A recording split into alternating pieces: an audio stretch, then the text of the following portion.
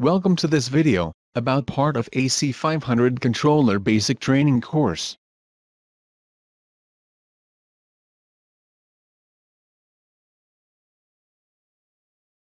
In this video we will show you how you can backup variables values, like operating hours or parameters. After completing this video you will be able to distinguish the behavior of retentive and non-retentive variables.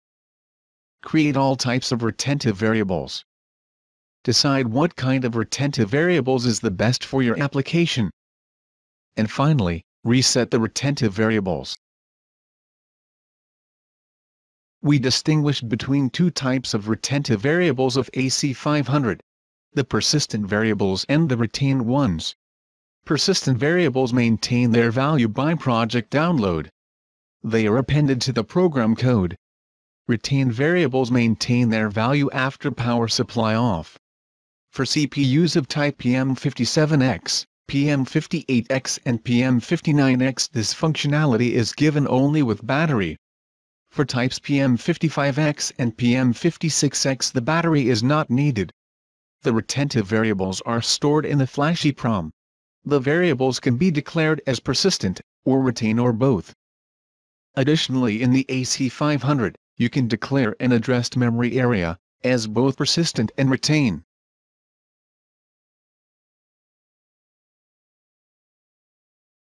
To explain the declaration and behavior of the retentive variables we will use a small project. This project contains 3 independent up counters.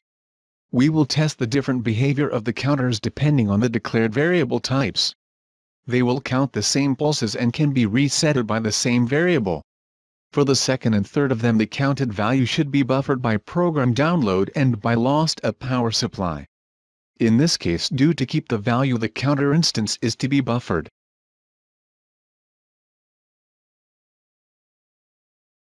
The CPU must be equipped with battery and the project is nearly ready, except the setup for buffered %R area, and variable declaration for the function block instances. Let us start with the declaration of buffered %R area. In the Control Builder plus double-click on the branch CPU parameters.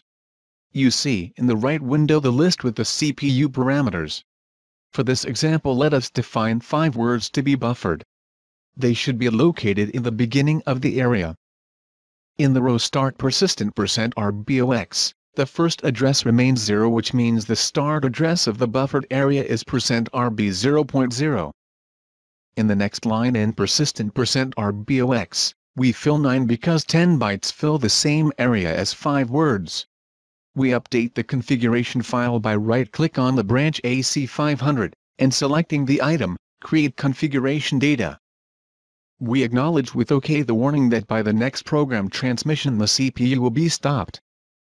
We needed this manual update because the project editor is already open. The editor will be automatically displayed.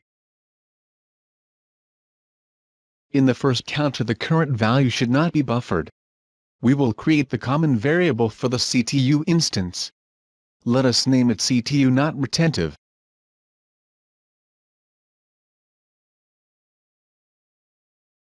It is to be a local variable to be shown in this video on the same screen and from type CTU.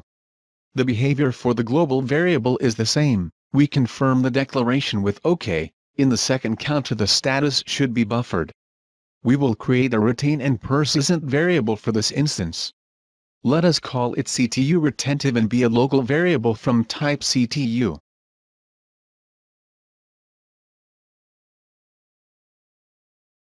Now we activate the options retain and persistent by setting the checks in the appropriate fields, and confirm the declaration with OK. In the third counter the status should also be buffered. We will create the buffered persistent variable from the address %R area. Let us name it CTU retentive R area and be a local variable from type CTU.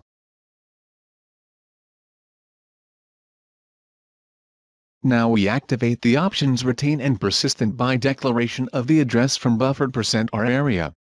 Let us take the first address, %RW 0.0, and confirm the declaration with OK. Please never use both configuration options for buffering for the same variable.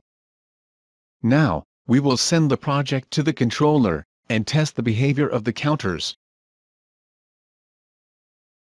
After the program was sent to the controller RAM, we send the boot project into the flash EEPROM. Next, start the controller by clicking on Menu Online and Item Run. Now, we are going to generate some input pulses. What happens with the counted value if we stop and start the controller again? What do you think? Let's try it.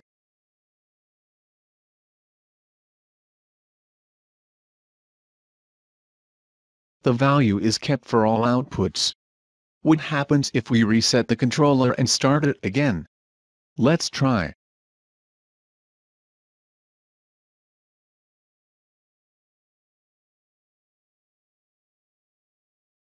We recognize that the reset is initializing the not buffered values. 5 new pulses are generated. Now, all counter have again values unequal 0. Now, what happens after reset cold and restart?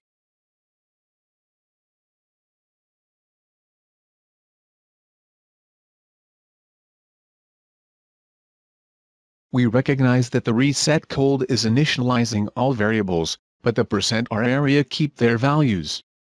The reset original would erase the project, the whole configuration and all variables. For this it is not relevant for the test and we won't try it. 5 new pulses are generated. All counter have again values unequal 0. Let us switch off the power supply of the CPU. The communication error is occurring because the controller is off, and the connection got lost.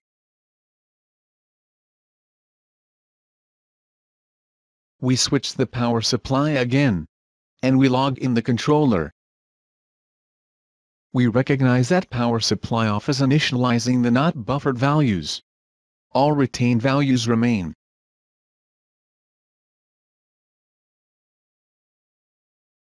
Thank you for attending this video. If you want to learn more about a scalable AC500 controller, please use the following link.